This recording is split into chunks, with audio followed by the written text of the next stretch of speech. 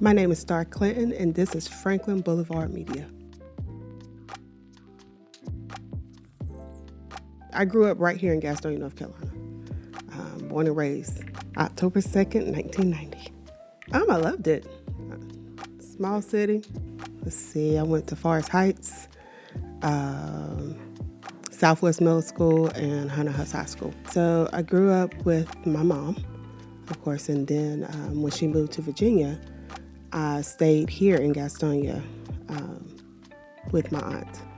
The special thing about my mom is she's deaf. So growing up with a deaf mom, felt like I had a superpower.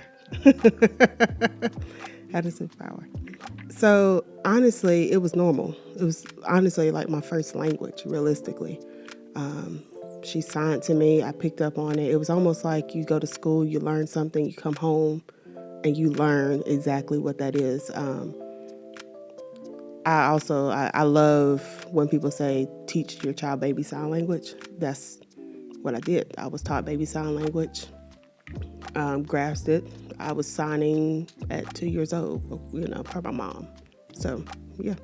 Learning baby sign, you learn as an infant. I always tell them try to at least start no later than 6 months because it kind of decreases the fussiness. So, of course, they drink their milk. So you teach them milk and stuff like that. And when they associate the sign with that thing that they're looking for, they grasp hold to that.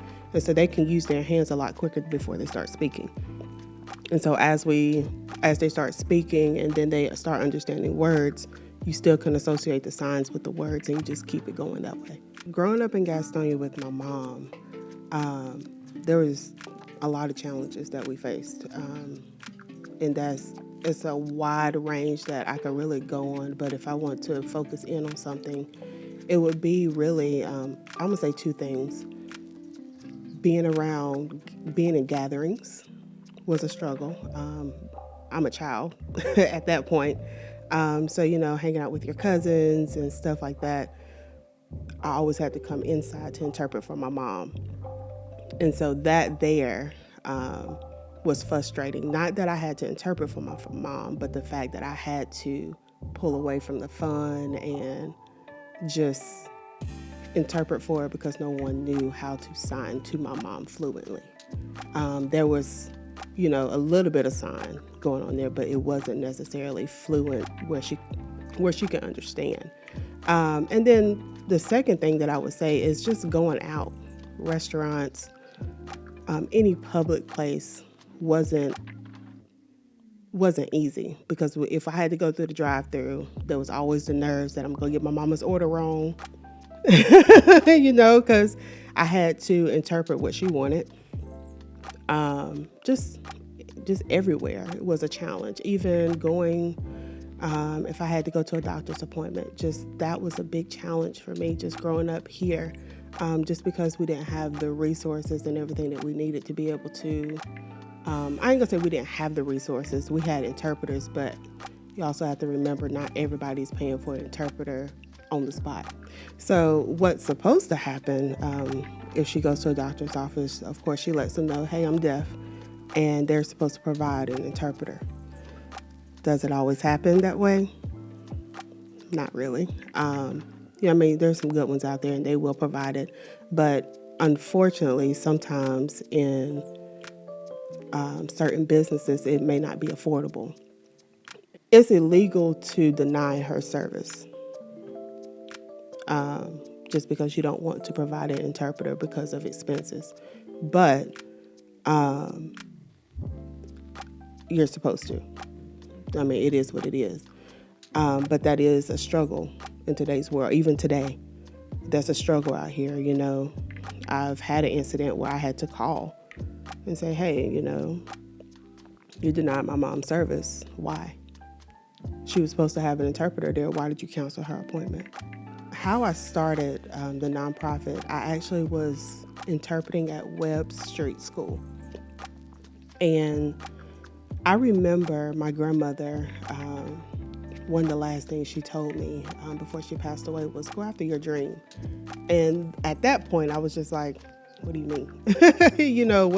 what is my dream? And I actually wanted to be an interpreter. So at that point, I was like, well, I'm already in the school system, interpreting for deaf children. So it's kind of my dream. But I felt like she had a more meaningful, it was something else that she was trying to tell me before she left. And so I remember one night just having a dream while I was still working at Webb Street. And it was me teaching sign language to a bunch of people. And being the introvert that I was, and when I woke up, I was like, yep, nope, not doing it. I'm sorry. Can't be it. And that dream stuck with me for a while. And I remember talking to this one lady while I was there. And I told her, I said, you know what? I think I'm going to start teaching sign language. I said, I think that's what I've been called to do. And she supported me 100% in that. She said, I really think you should. And so came home, talked to my husband about it. He was like all on board. I'm like, somebody push back on this. Like, I'm telling you for you to tell me, like, I don't know, Starr, if that's the way to go. But I had so much support, even putting it out on social media, the amount of support that I had. From there, I finally had my first class and it packed out. And at that point, I realized that there's a lot more people out here who really want to learn more about the deaf community, who want to know but don't have the resources or know where to go, or just don't want to pay college prices to go to a class or something to that extent. So I worked. I strategized, tried to figure out what I was going to do. And I was like, okay, I can teach. I'm good. But then something else hit me. I was like, yes, I'm teaching sign language, but that's only for the hearing community. What am I doing for the deaf community? What resources do they have after they graduate high school, whatever the case may be? And so at that point, I realized that it was a greater need out there. And so this is where Nita Silent Hands really came into play. And so I named Nita Silent Hands after my mom and my grandmother. Her name was Juanita. My mother's name is Shanita. So I took the Nita and formed Nita Silent Hands in honor of them too. So yeah, that's how it was all developed, just by that one dream. The goal of the nonprofit is to be able to provide the resources and knowledge to the deaf and hard of hearing, but also bridge the gap between the deaf and hard of hearing and the hearing community. And so we teach sign language. We provide those resources, whether it's partnering with other companies to be able to provide the resources for the deaf community, or having our own in-house program to be able to push out for the deaf community as well. So yeah. What I would like to say is, if you don't know, it's okay. And it's okay to ask questions, but just don't do anything about it.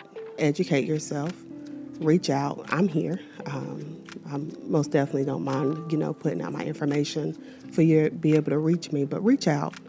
I am willing to give you every information that you would need to know about the deaf community, how to get connected.